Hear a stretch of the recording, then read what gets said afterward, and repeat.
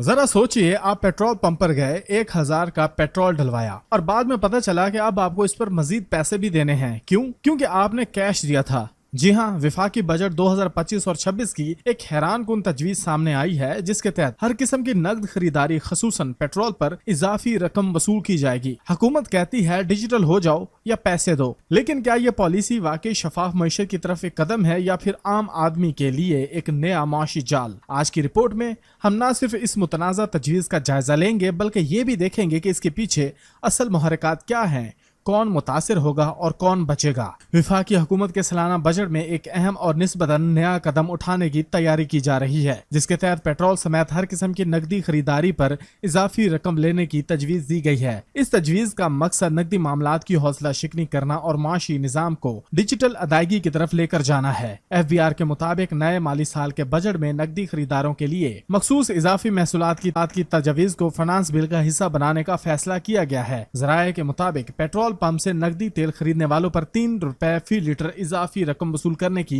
तजवीज ज़ेरे गौर है। इसका मकसद न सिर्फ नकदी की हौसला शिकनी बल्कि पेट्रोल पंपों पर टैक्स चोरी और मिलावट जैसे संगीन मसाइल पर काबू पाना भी है। इसके साथ साथ पेट्रोल पंप्स पर डिजिटल अदायगी को फरोग देने के लिए QR कोड्स, डेबिट और क्रेडिट कार्ड और मोबाइल एप्लीकेशन के जरिए अदायगी के इकदामात मुतारिफ करवाए जाएंगे। FBR का ये भी कहना है कि मैन्युफैक्चरर्स और दरामद कुनंदगान नकदी फरोख्त पर इजाफी 2% टैक्स वसूल कर सकेंगे। इस तजवीज पर अमल दरामद के लिए कारपोरेट सेक्टर के साथ कई इजलास मुनक्किद किए जा चुके हैं। इसी तसलसल में दुकानों पर नकदी खरीदारी और दीगर मकामात पर भी इजाफी टैक्स आयद करने पर गौर किया जा रहा है। अलबत्ता रेस्टोरेंट्स पहले से ही कार्ड के जरिए अदायगी करने वालों को टैक्स की छूट हासिल है, जो आइंदा भी जारी रहेगी। ज़राए के मुताबिक नए बजट में तनख्वाहदार तबके को टैक्स की शरह में खातिर खा रिलीफ मिलने का इम्कान कम है। जो रिलीफ दिया जाएगा वो मामूली नौयत का होगा। इससे दरमियानी तबके पर मौशी दबाव बरकरार रहने का खतरा मौजूद है। FBR ज़राए का मजीद कहना है कि अगर कोई खरीदार नकदी अदायगी करना ही चाहे तो वो ये कर सकेगा, मगर उसे इजाफी टैक्स अदा करना होगा। मजीद मैन्युफैक्चरर और दरामद कुनंदगान के लिए लाजमी होगा कि वो अपने सप्लायर्स और खरीदारों से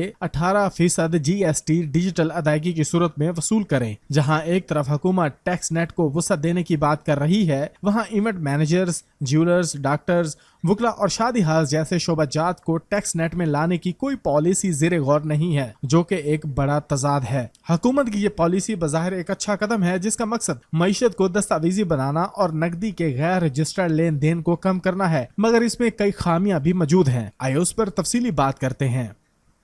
नंबर 1, देही या कम डिजिटल इलाके। पाकिस्तान के देही या कम डिजिटल सिस्टम वाले इलाकों में लोग नकदी पर ही इन्हिसार करते हैं। वहाँ डिजिटल अदायगी के जराये मौजूद नहीं, जिससे उन पर इजाफी बोझ पड़ेगा। नंबर 2, महंगाई में मजीद इजाफा। पेट्रोल पहले ही आम आदमी की पहुंच से बाहर होता जा रहा है। इस पर मजीद 3 रुपए फी लीटर का बोझ बराह रास्त महंगाई को बढ़ाएगा। खसूसन ट्रांसपोर्ट, खाने पीने की अशिया और आम खिदमात की कीमतें भी बढ़ जाएंगी। नंबर 3, डिजिटल निजाम पर इन्हिसार की खामियां। पाकिस्तान में डिजिटल पेमेंट सिस्टम अब भी गैर मुस्तहकम और सिक्योरिटी मसाइल से दो चार हैं। अवाम का डिजिटल निजाम पर एतमाद अभी भी मुकम्मल नहीं है। नंबर 4, रिलीफ की अदम मौजूदगी। अगर वाकई टैक्स नेट को बढ़ाना है तो गैर रजिस्टर्ड शोबों जैसे ज्वेलर्स, वकला और शादी हाल्स को भी शामिल किया जाना चाहिए। सिर्फ तनख्वाहदार और आम शहरी को ही निशाना बनाना गैर मुनसिफाना है। बजट में दी गई तजवीज नकदी लेन देन को कम करने और मईशत को डिजिटल बनाने की तरफ एक अहम कदम जरूर है, मगर इसे जमीनी हकायक, अवामी मुश्किलात और डिजिटल निजाम की इस्तेदाद को मद्देनजर रख कर नाफिज करना होगा, वरना ये इकदाम आम आदमी के लिए और निजाम के लिए मुतनाज़ा साबित हो गए। अगर आपको हमारी ये वीडियो अच्छी लगी है तो इसको ज्यादा से ज्यादा शेयर और लाइक कीजिए।